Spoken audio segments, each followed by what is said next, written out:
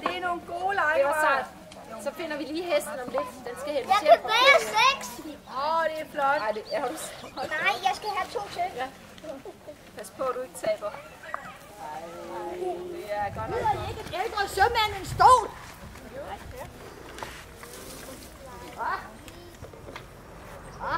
Jeg vil fortælle jer noget, jeg lige har oplevet. Og det er meget, meget, meget, meget, meget farligt.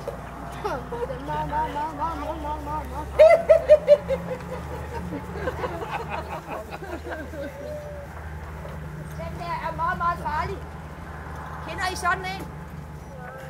Man må ikke gå med kniv, det ved I godt. Man må godt gå med en napper.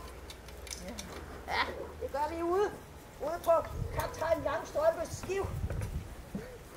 Men den her er meget hemmelig.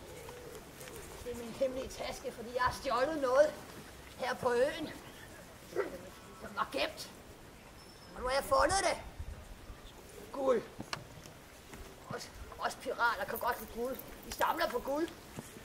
Ja, og ikke på tandbørster, kan I se. Det kan jeg ikke lide. Nej, det er ikke tandbørster. De er grimme. Vil I gerne høre en historie ude? Et sted, hvor jeg var sammen med kaptajn Langstrømpe? Ja. Kom os. Så kan vi godt fortælle en historie. Ja. En gang, for meget længe siden, der sejlede vi ud til et land. Og ved I, hvor det land det lå? Bag ved regnbuen. Og ved I hvad? I det land, der voksede der træer. Der var et træ, hvor der voksede spejepølser. Og så var der et andet træ, hvor der voksede frikadeller. Og så var der også et med spaghettier. Og så var der et ostebusk. Der var simpelthen mad på alle træerne. Og folk i det land, de lavede aldrig mad. De gik bare ud og spiste på træerne. Det var så hamrende lækkert. Det var bedre end de beskøjter, vi fik på kaptajn Langstrømpes skib. Men i det land, der havde de også noget andet. De havde guld. Ja, så rigtig guld. Ja. Nu bliver han bange. Jeg vil gerne have. Vil du også have guld? Nå. Jeg vil gerne have en tur. Også mig. Og de havde guld alle vejen. Og dem, der boede i landet, de vidste ikke, at det var noget værd.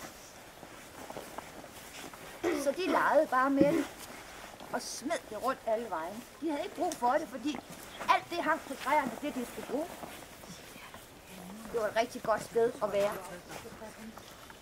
Men så havde de også noget, som var meget mere værd. Det var en magisk guldsten. Og den der magiske guldsten, den skulle alle folk i det land kigge igennem. Der var så et hul, et øje i.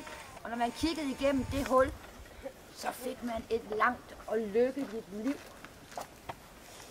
Så de var rigtig glade ude i det der land bag ved regnbuen. Men så en dag, så kom der nogle væmmelige nogen fra et andet land. Og de spionerede, for de ville have den der guldsten. De hed Vemadusser. Der er der nogen, der kender. Det har vi nemlig prøvet på at fange en hel uge. Og det kunne vi ikke. I 5 år. Men de ville have stenen.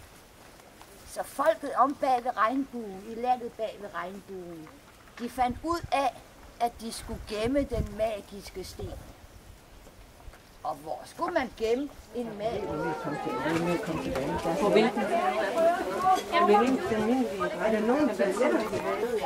Og I har klaret det godt. Og vi er ved at få alle jeres svar og sådan noget ind, så skal vi se op nu. Så er der